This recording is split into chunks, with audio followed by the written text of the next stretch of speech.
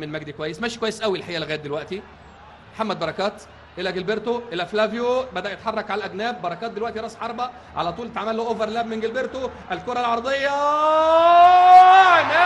يا عمده يا عمده يا عمده يا عمده الليله يا عمده الليله يا عمده. نعم يبحث عن، قد تكون هذه الليله هي ليله عوده النجم الكبير للتهديف. الليله يا عمده الليله، والله كان هيعملها الليله. ولكن سيبك من الكلام ده، شوف الدويتو الجميل اللي محمد حلمي وبقيه زملائه. على طول ناحيه اليمين بشير التبعي، المفاجاه دي يا بشير، اصبح ظهير ايمن. كره عرضيه خطيره، هوبا، مش ممكن مصطفى يا مصطفى. جمهور الزمالك ما حبكش واحد جوزيه مانويل لبعض اللاعبين. ادي شيكابالا لمصطفى جعفر، ولكن امير عبد الحميد فعل وينقذ الموقف. حسام عاشور الى محمد بركات. في اللحظه دي بفتكر ابو تريكه، في اللحظه دي بالذات، لحظه اللي الكره فيها كتير عند الصندوق الاسود. هو ده الصندوق الاسود، وسر الصندوق الاسود عند ابو تريكه في هذا الموقع مع النادي الاهلي. الكره العرضيه الارضيه ثاني من جديد، تحضير، هوبا، بركات تحضير من عماد الدوري المصري. ضربه حره بشير التبعي قويه جدا. يا سلام يا امير، يا سلام يا امير. ان جilberto كان زايد وهو راح بيعمل مراقبه لشيكابالا اللي لا زال بعيد عن المباراه. شيكابالا حتى الان على طول فلافيو والتصويبه، ثاني فرصه كبيره، هوبا، عملوها وفي المرمى خلصوها. ايوه في المرمى خلصوها. احمد فتحي ذا اوبننج جول اوف ذا جيم.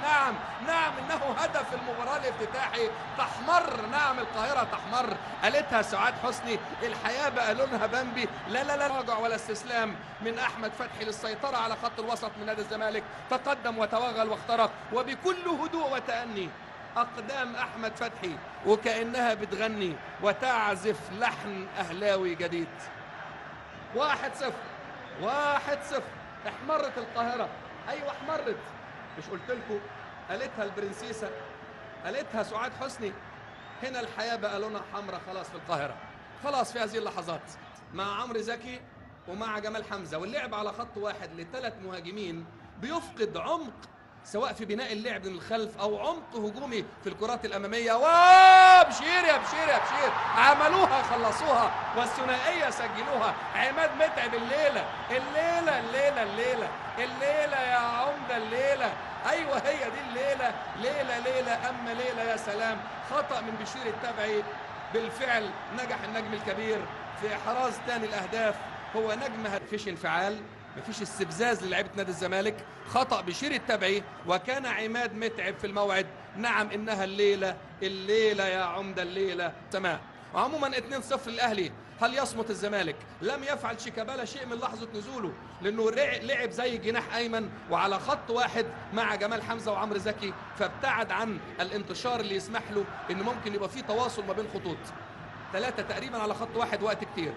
اماميه شادي محمد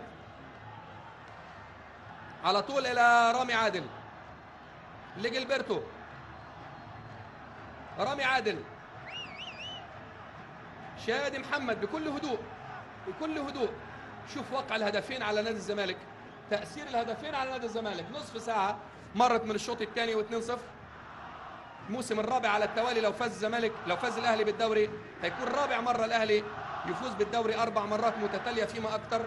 قبل كده 4 مرات، قبل كده 7 مرات. يا حسام، يا سلام يا حسام عاشور، هو ملك هذه الادوار، المطاردة والتغطية. عملها بشكل جميل عماد النحاس ورامي عادل وحسام عاشور. بص هنا الضغط مش مظبوط، دي تبين لك ان ضغط الزمالك مش مظبوط، في خلل، خطوط مش متقاربه، وبالتالي لعيبه الاهلي بخبراتهم وذكائهم نقلوا اللعب من جنب الى جنب، واصبح شيكابالا في العكسيه 1 على 2. دخلوا العمق المحمود سمير، عمالين يعملوا مرجحه للكره، مره من الشمال يودوها على اليمين، ودي تاني من اليمين للشمال. نتيجه الخبره، نتيجه التمركز الجيد، نتيجه التصرف، نتيجه ضغط غير جيد وغير منظم من نادي الزمالك. في ليه عمل تاخير، كسبان ذكاء تكتيكي وخبره ملعب وتحرك مثالي في اللقطه الاخيره. حسام عاشور عامل ماتش ممتاز بعرض الملعب، ثاني التحضير والتصويب والمراوغه. احمد فتحي هات وخد، ولكن دفاع الزمالك وعبد المنصف ينصف جماهيره في اللقطه الاخيره ويحول الى ضربه ركنيه.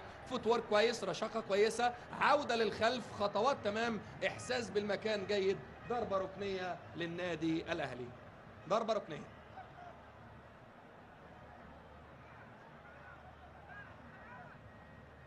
كبيرة. على طول محاولات من نادي الزمالك، وحكم اللقاء ستيفانو فارينا في الوقت بدل الضائع، للوقت بدل الضائع هو الزفير الأخير، هي النهاية. مبروك للأهلي الانتصار في القمة 101 على نادي الزمالك. تحياتي معلق اللقاء